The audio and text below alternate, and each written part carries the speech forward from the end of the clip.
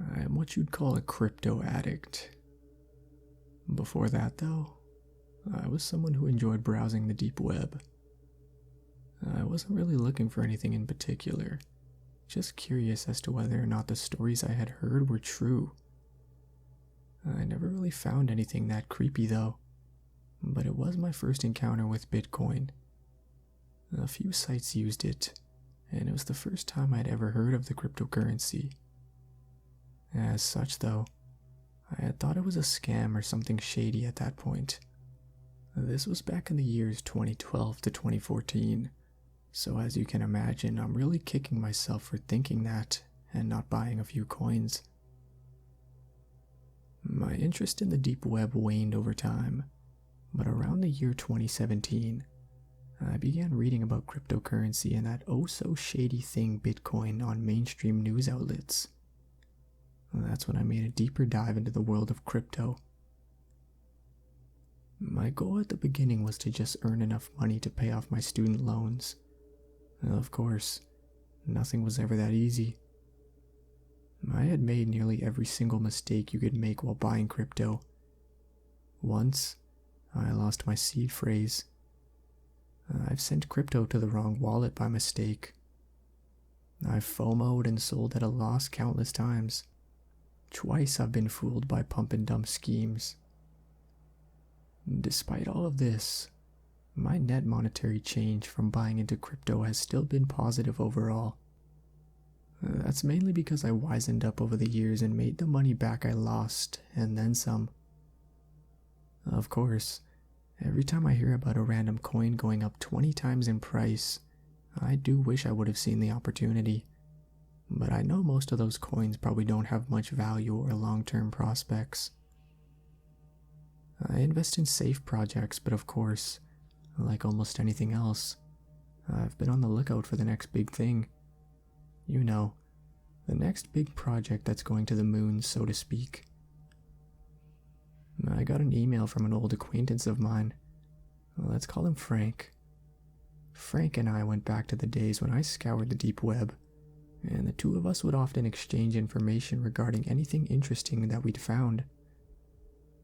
I hadn't got a message from him in 2 years though, so I was kinda surprised.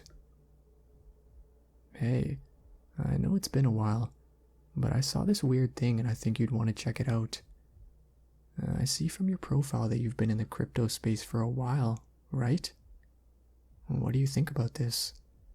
It's a site claiming to have made a new kind of coin.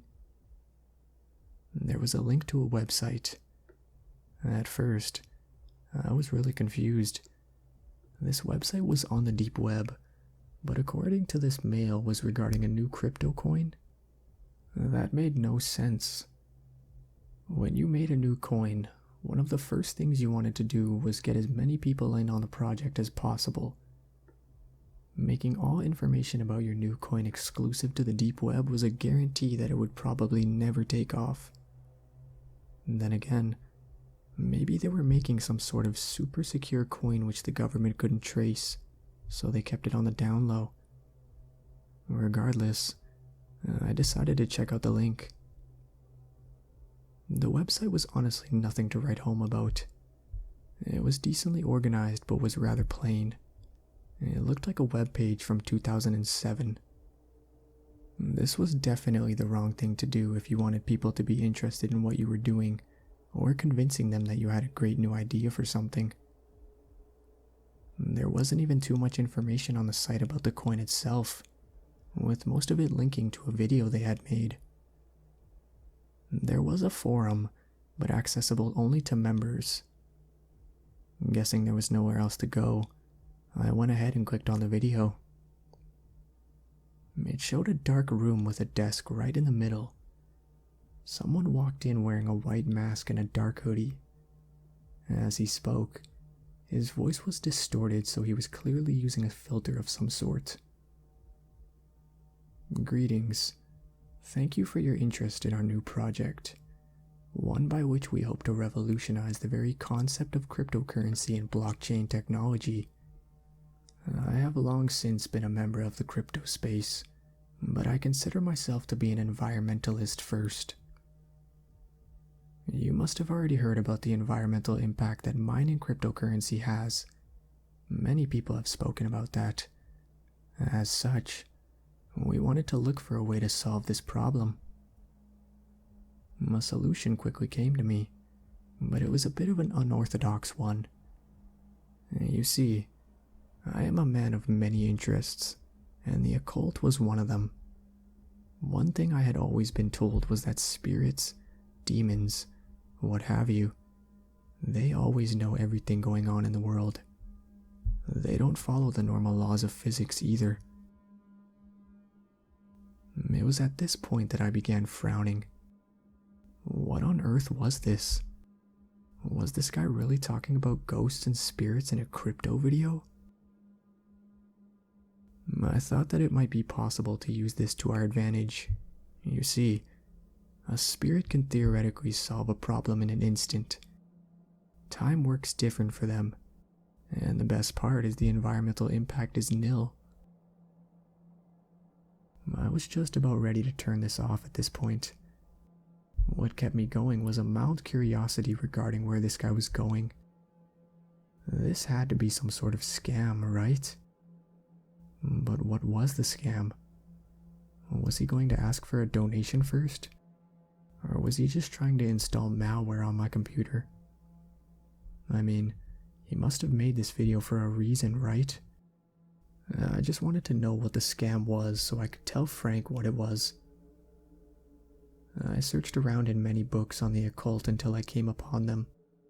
They do have a name, but not one that you can speak freely in this tongue. Suffice it to say that certain supernatural creatures are willing to help us and mine our coin for us. Now, of course, you must be thinking that such a thing isn't worth your soul. Rest assured, though, that these creatures don't want our souls, simply our bodies. I told them that in that case, they should buy us all a round of drinks first. He chuckled at his own joke. Anyway, the idea is simple. You, as a human, can rent out your body for a small portion of the day. In exchange, these creatures will mine coins for you. That's right.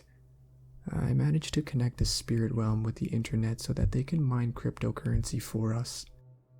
Right now, we are starting out with mining Bitcoin by this method to test it out, but we'll release our own project very soon. I can say though that I am quite excited by the potential of our upcoming coin, as it will only be mined by these entities. All information would be held not only on the internet, but within the spirit realm as well. So even if every database on Earth was wiped clean, we could recover the data. For now though, we are just seeing how easy it is to mine Bitcoin using this method.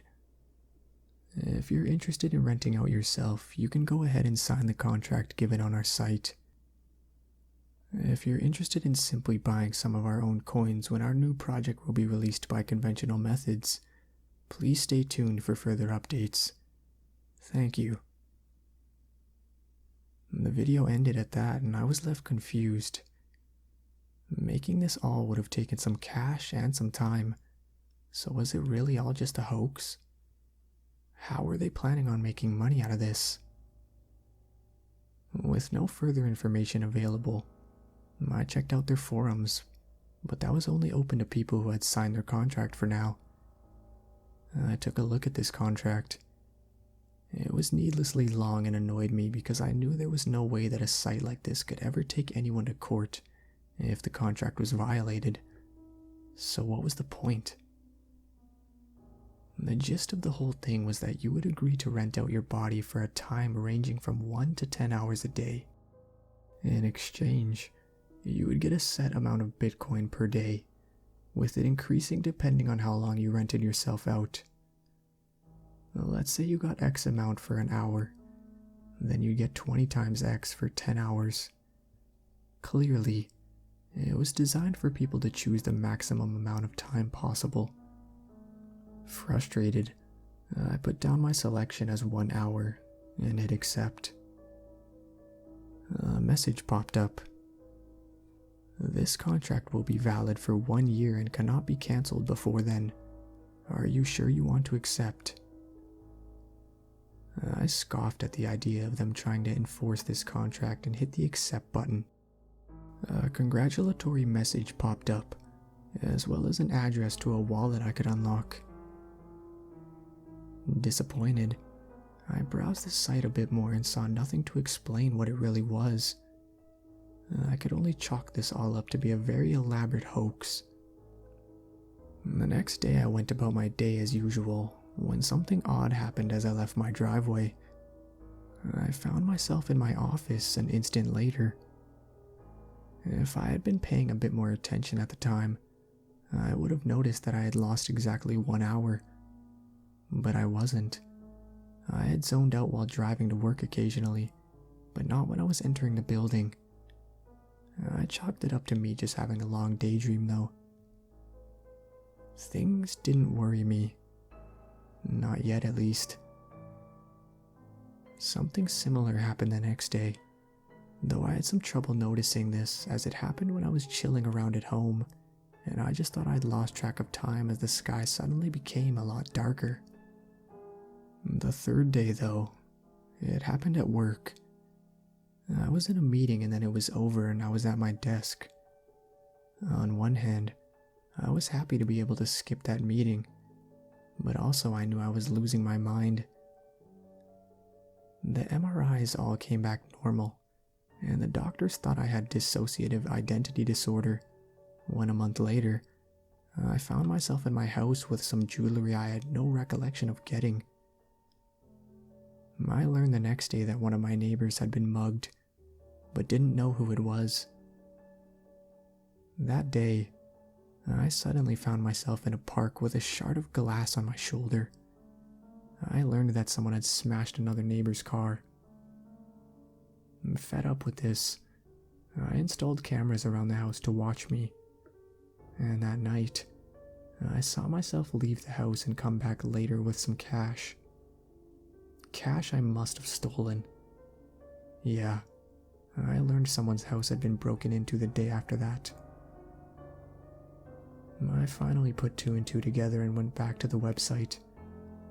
I hadn't checked my wallet, but it had a substantial amount of Bitcoin now. Clearly, this thing hadn't been a hoax. They wouldn't be paying me if they weren't getting something out of it. Whatever entity chose to inhabit my body started out by just mimicking what I normally did, but it was clear it was getting more and more daring with the theft and vandalism it was doing. I read up that long contract again, and I saw no termination clause.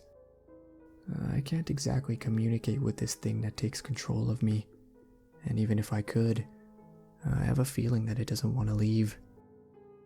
Forum posts on that site are of no help, as a few people seem to be in the same boat as me but have no idea what to do. The site doesn't have a customer service section, to no surprise. Based on what I've read of the contract, the entity can't hurt me or my property, or do a crime that would lead to me being arrested, or the such. But it can do crime as long as it makes sure that I'm not caught later on. Anyway, I highly doubt it wants me to be arrested. It would not have as much fun as when I'm free to roam around. In the end, though, I realized that I couldn't live like this. There was nothing else to do but wait for my contract to expire, so I've moved to a very remote area where there are few people around. I'm glad for that, so that the thing can't harm anyone else. I've even had to give my dog away to my parents for the time being. I don't know if she'd count as my property, but I don't want that thing hurting her one day. I read on a forum post on that site of someone who found themselves with blood on their hands after a blackout, and that they were freaking out while wondering whose it was. It's obviously much worse for those who rented out their bodies for several hours. I guess I should be thankful I only agreed to an hour. I've quit my job and I only go out to town to get supplies when the hour is up. I thought about maybe tying myself up so I can't get out, but I'd still need to do things like go to the bathroom, and that sounds like a terrible way to live. It's been 3 months total and there are 9 left. The coins I keep getting are enough to pay my living expenses, thankfully. I might have had to rent myself out for longer if that wasn't the case. I'm writing this because I was curious if there's a lawyer among you who might be willing to read over the contract I agreed to. If every contract has a loophole, I'd be happy if you could find one in this one. I can't go to a regular attorney, of course, given no one would believe me. I mean, where would I even go to dispute this? But if there's someone among you who is experienced with dealing with supernatural contracts, please do contact me. If possible, I would also prefer it if you could accept payments in Bitcoin.